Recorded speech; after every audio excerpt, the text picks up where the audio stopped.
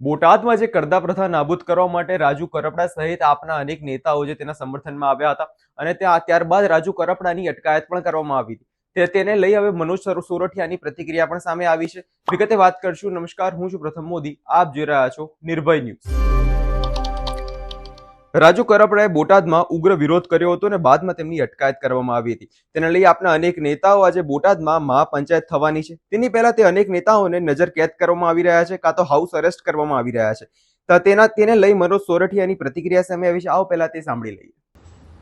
નમસ્કાર, હું મનોજ સોરઠિયા. આપણે સૌ જાણીએ છીએ કે છેલ્લા કેટલાક દિવસથી બોટાદ માર્કેટિંગ યાર્ડમાં કરદા પ્રથાને લઈ અને ખેડૂતોમાં જબરજસ્ત વિરોધનો માહોલ છે. કરદા પ્રથા એ આજના સમયમાં ખેડૂતોને લૂંટવા માટેનો એક એવું હથિયાર છે કે જેમાં ખેડૂત હંમેશા ફસાઈ જતો હોય. આ કરદા પ્રથા નાબૂદ થાય એના માટે સતત સંઘર્ષ ચાલુ છે. ભાઈ રાજુભાઈ કરપડાએ બોટાદની અંદર ખેડૂતોની એક સભા બોલાવી અને આ કરદા પ્રથા નાબૂદ થાય એના માટેની ડિમાન્ડ કરી. ભાજપે ખેડૂતોને સાંભળવાને બદલે આ કરદા પ્રથા ચાલુ રાખી અને ખેડૂતોને ભેગા થવા દેવા અને એની માંગોને દબાવવાની કોશિશ કરી છે. આજે બોટાદ માર્કેટિંગ યાર્ડમાં ખેડૂત મહાપંચાયત થવા જઈ રહી છે. બોટાદ જિલ્લાના અને આસપાસના તમામ ગામોના ખેડૂતો ખેડૂત મહાપંચાયતમાં, આ કિસાન મહાપંચાયતમાં પહોંચવાના છે. ત્યારે ગુજરાતના અલગ અલગ જગ્યાએ આમ આદમી પાર્ટીના નેતાઓ, આમ આદમી પાર્ટીના કાર્યકર્તાઓને તમામ જગ્યાએ પકડીને ઘરમાં યા તો હાઉસ એરેસ્ટ કરવામાં આવ્યા છે, યા તો પોલીસ સ્ટેશન લઈ જવામાં આવ્યા છે. આ તો કેવું લોકતંત્ર કે જ્યાં અવાજ ઉપાડવો, સવાલ પૂછવો, લોકોનો ન્યાય માટે એકત્ર થવું અને ન્યાયની માંગણી કરવી, એ આ ગુજરાતમાં ગુનો છે. ગુજરાત આજે બિલકુલ તાંત્રિક રીતે ચાલતું હોય અને ત્યાં લોકતંત્ર હોય એવું બિલકુલ નથી.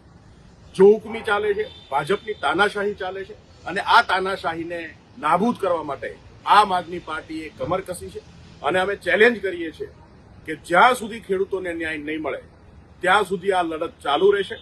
માત્ર હવે બોટાદ માર્કેટિંગ યાર્ડનો પ્રશ્ન નથી.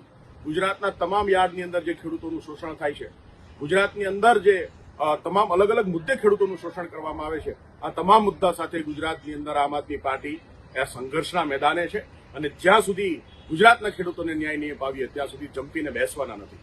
ભારત માતા કી જય.